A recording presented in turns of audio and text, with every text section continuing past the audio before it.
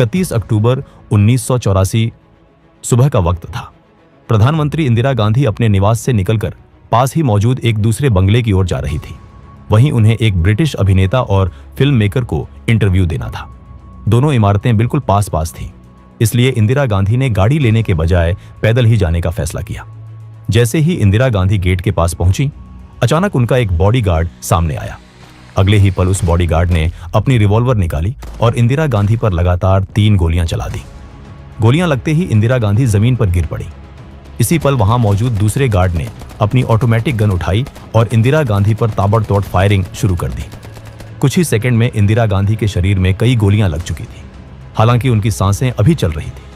उन्हें तुरंत अस्पताल ले जाया गया, लेकिन डॉक्टर उनकी जान नहीं बचा पाए।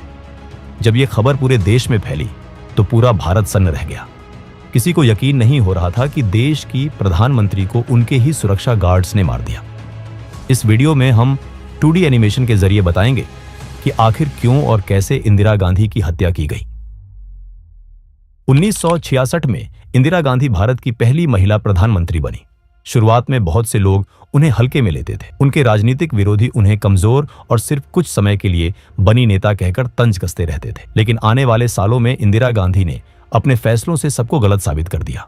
1971 के आम चुनावों में इंदिरा गांधी ने गरीबी हटाओ का नारा दिया। उन्होंने पूरे आत्मविश्वास के साथ चुनाव लड़ा।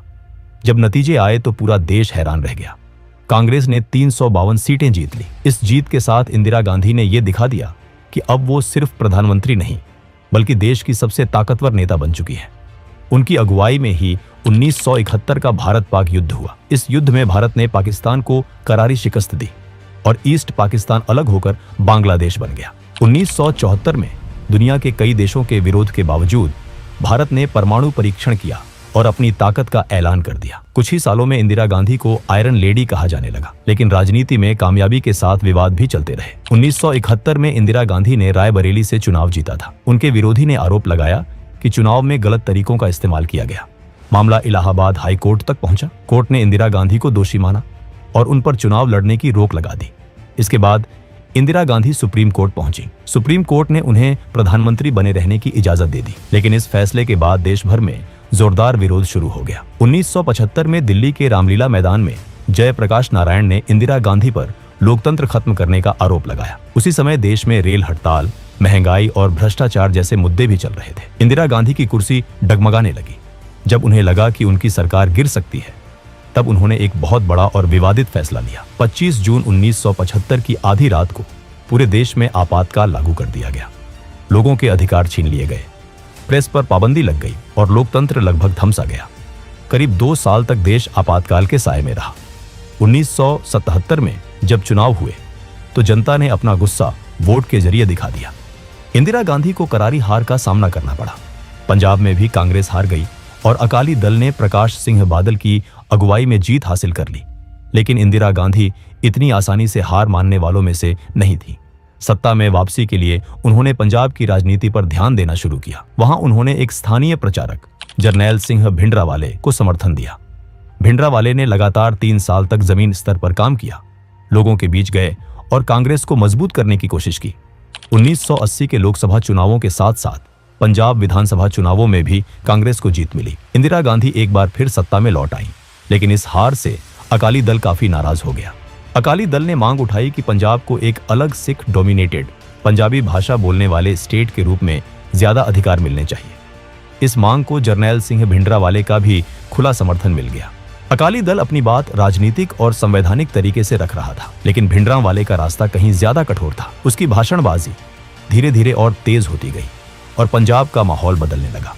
कुछ ही सालों में पंजाब में उग्रवाद बढ़ने लगा। डर, हिंसा और अविश्वास का माहौल चारों तरफ फैलने लगा। सिख समुदाय की सबसे पवित्र जगह गोल्डन टेम्पल को कुछ उग्रवादी संगठनों ने अपना ठिकाना बना लिया। वहीं से उनके ऑपरेशन चलने लगे। इस पूरे नेटवर्क का सबसे बड़ा चेहरा था जरनैल सिंह भिंडरावाले। पंजाब में हालात लगातार बिगड़ रहे थे और इंदिरा गांधी चाहती थीं कि किसी भी तरह शांति वापस लाई जाए। आखिरकार जून 1984 में इंदिरा गांधी ने एक बहुत बड़ा और मुश्किल फैसला लिया। उन्होंने ऑपरेशन ब्लू स्टार को मंजूरी दे दी। भारतीय सेना ने गोल्डन टेम्पल परिसर के अंदर जाकर ऑपरेशन शुरू किया। कुछ ही दिनों में सेना ने उग्रवादियों को वहां से हटा दिया, लेकिन इस कार्रवाई में उग्रवादियों के साथ साथ कई निर्दोष लोग भी मारे गए। गोल्डन टेम्पल का एक अहम हिस्सा अकाल तख्त बुरी तरह क्षतिग्रस्त हो गया। सरकार के लिए ये एक सुरक्षा अभियान था, लेकिन सिख समुदाय के लिए ये उनके धर्म और आस्था पर सीधा हमला था। इस घटना के बाद पूरे सिख समाज में इंदिरा गांधी के प्रति गहरा गुस्सा पैदा हो गया। इंदिरा गांधी को भी इस नाराजगी का एहसास था। उन्होंने सिख समुदाय का गुस्सा कम करने की कोशिश की। वो सिख समाज के बड़े नेताओं से मिली, सार्वजनिक बयान दिए और साफ कहा कि वो सिखों के खिलाफ नहीं है। लेकिन उनके ये प्रयास लोगों का गुस्सा शांत नहीं कर पाए। धीरे धीरे उन्हें जान से मारने की धमकियां मिलने लगी। खुफिया एजेंसियों ने कई बार उन्हें सलाह दी कि अपनी सुरक्षा से सिख गार्ड्स को हटा दिया जाए, लेकिन इंदिरा गांधी ने यह सलाह मानने से इनकार कर दिया। उनका मानना था कि ऐसा करने से सिख समुदाय में गलत संदेश जाएगा और नफरत और बढ़ेगी। साथ ही उन्हें अपने सिख गार्ड्स पर पूरा भरोसा था।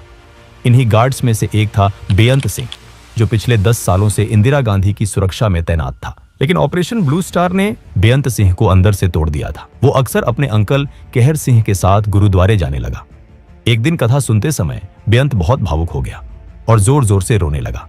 तब कहर सिंह ने उससे कहा, रो क्यों रहा है, बदला ले। यहीं से बेअंत सिंह के मन में ऑपरेशन ब्लू स्टार का बदला लेने का विचार पक्का हो गया। धीरे धीरे उसके दिमाग में इंदिरा गांधी को मारने की एक खौफनाक योजना बनने लगी। कुछ दिनों बाद बेअंत सिंह ने इंदिरा गांधी की सुरक्षा में तैनात सतवंत सिंह को अपना प्लान बताया। ऑपरेशन ब्लू स्टार के बाद सतवंत सिंह के मन में भी इंदिरा गांधी के लिए गुस्सा और नफरत भर चुकी थी। उसके दिल में भी बदले की आग जल रही थी। इसलिए बिना ज्यादा सोचे सतवंत सिंह भी बेअंत सिंह के साथ इस साजिश में शामिल हो गया। एक दिन सतवंत सिंह प्रधानमंत्री आवास में अपनी ड्यूटी पर था। तभी उसकी नजर वहां एक बाज पर पड़ी, जो परिसर के अंदर एक पेड़ पर बैठा हुआ था। सतवंत ने तुरंत बेअंत सिंह को बुलाया और उसे वो बाज दिखाया। सिख धर्म में बाज को बहुत खास माना जाता है। सिखों के 10वें गुरु गुरु गोबिंद सिंह जी से बाज का गहरा संबंध माना जाता है। इसी वजह से सिख समुदाय में बाज को शुभ संकेत समझा जाता है। दोनों ने इस घटना को एक इशारा माना। उन्हें लगा जैसे गुरु की तरफ से कोई संदेश आया हो। उस पल के बाद दोनों ने यह तय कर लिया कि अब और इंतजार नहीं करना है और गुरु के आदेश का पालन करते हुए उन्हें जल्द से जल्द कदम उठाना होगा। अक्टूबर आते आते पूरा प्लान लगभग तैयार हो चुका था। इसके बाद बेअंत सिंह और सतवंत सिंह ने कहर सिंह से मुलाकात की। तीनों के बीच विस्तार से बातचीत हुई और इंदिरा गांधी की हत्या के लिए 31 अक्टूबर 1984 की तारीख तय कर दी गई। बेअंत सिंह और सतवंत सिंह ने 31 अक्टूबर के लिए अपनी ड्यूटी सेंट्री बूथ के पास लगवा ली। इसी जगह के पास एक बाथरूम भी था। सतवंत सिंह ने पेट खराब होने का बहाना बनाया और हेड कांस्टेबल किशन लाल से अपनी ड्यूटी बदल ली। बेअंत सिंह ने भी अपनी सुबह की ड्यूटी के लिए जय नारायण से शिफ्ट बदल ली। 31 अक्टूबर को इंदिरा गांधी का एक ब्रिटिश अभिनेता और निर्देशक पीटर यूस्टिनोव के साथ इंटरव्यू तय था। वो इंदिरा गांधी पर एक डॉक्यूमेंट्री फिल्म बना रहे थे। ये इंटरव्यू इंदिरा गांधी के ऑफिस के पास ही एक बंगले में होना था, जो बस कुछ कदमों की दूरी पर था। इसी वजह से इंदिरा गांधी ने फैसला किया कि वो पैदल ही वहां तक जाएंगे। सुबह के 9 बज चुके थे। इंटरव्यू की सारी तैयारियां पूरी हो चुकी थी। बस कुछ ही मिनटों में इंदिरा गांधी को निकलना था। जैसे ही इंदिरा गांधी चलते हुए सेंट्री बूथ के पास पहुंची, उनकी नजर अपने सबसे भरोसेमंद बॉडीगार्ड बेअंत सिंह पर पड़ी। हमेशा की तरह इंदिरा गांधी ने हल्की मुस्कान के साथ उसे नमस्ते कहा, लेकिन आज बेअंत सिंह के चेहरे पर न कोई मुस्कान थी, न कोई सम्मान। अगले ही पल बेअंत सिंह ने अचानक अपनी सरकारी रिवॉल्वर निकाली और बिना एक पल का भी वक्त दिए इंदिरा गांधी पर लगातार 3 गोलियां चला दी। गोलियां लगते ही इंदिरा गांधी जमीन पर गिर पड़ी। गिरते हुए उनके मुंह से बस इतना ही निकला, बेअंत, तुम ये क्या कर रहे हो? इंदिरा गांधी को गिरते देख इस साजिश में शामिल दूसरा आदमी सतवंत सिंह बुरी तरह घबरा गया। यह देखकर बेअंत सिंह उस पर चिल्लाया, देख क्या रहा है, गोली चला। और फिर सतवंत सिंह ने अपनी ऑटोमेटिक कार्बाइन उठाई और जमीन पर पड़ी इंदिरा गांधी पर अंधाधुंध फायरिंग शुरू कर दी। गोलियों की आवाज सुनते ही आसपास तैनात सुरक्षा गार्ड और आईटीबीपी के जवान दौड़ते हुए वहां पहुंच गए। बेअंत सिंह और सतवंत सिंह को चारों तरफ से घेर लिया गया। जवाबी फायरिंग हुई। इस फायरिंग में बेअंत सिंह वहीं ढेर हो गया, जबकि सतवंत सिंह गंभीर रूप से घायल हुआ और उसे जिंदा पकड़ लिया गया। उधर इतनी ज्यादा गोलियां लगने के बाद भी इंदिरा गांधी की सांसें अभी चल रही थी। वो जिंदा थी। आर के धवन और सुरक्षा कर्मचारी दिनेश भट्ट ने तुरंत उन्हें उठाया और एक एम्बेसडर कार की पिछली सीट पर लिटा दिया। बिना एक पल गवाए गाड़ी सीधे एम्स की तरफ दौड़ पड़ी। सुबह लगभग 9:30 बजे इंदिरा गांधी को एम्स पहुंचाया गया। देश के सबसे बेहतरीन डॉक्टर उनके इलाज में जुट गए। ऑपरेशन थिएटर के बाहर सोनिया गांधी का रो रो कर बुरा हाल था। राजीव गांधी उस वक्त पश्चिम बंगाल के कांटी में चुनाव प्रचार के लिए गए हुए थे। तब तक कई वरिष्ठ कांग्रेस नेता भी एम्स पहुंच चुके थे। उनके चेहरों पर सिर्फ दुख नहीं बल्कि डर भी साफ दिख रहा था। डर इस बात का कि अगर इंदिरा गांधी नहीं बची तो देश एक बार फिर आग में जल सकता है।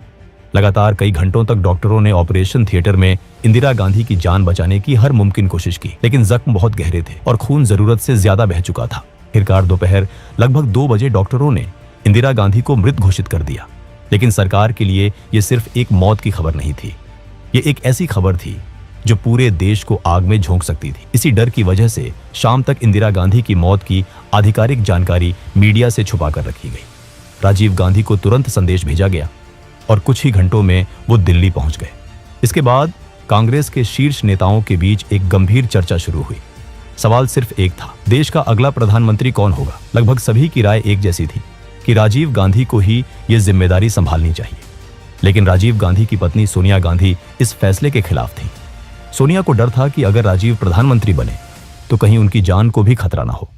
काफी देर तक बातचीत और मंथन चलता रहा, लेकिन आखिरकार यह तय हो गया कि राजीव गांधी ही देश के नए प्रधानमंत्री होंगे। उधर जैसे ही इंदिरा गांधी को गोली लगने की खबर फैली, एम्स के बाहर लोगों की भारी भीड़ जमा हो गई। सभी को अब भी उम्मीद थी कि शायद इंदिरा गांधी बच जाए। लोग प्रधानमंत्री की हालत जानने के लिए बेचैन थे। हालात तब और बिगड़ गए जब धीरे धीरे लोगों तक ये बात पहुंची कि इंदिरा गांधी को बचाया नहीं जा सका और उनकी हत्या उनके ही 2 सिख गार्ड्स ने की है। धीरे धीरे सिख विरोधी नारे लगने लगे।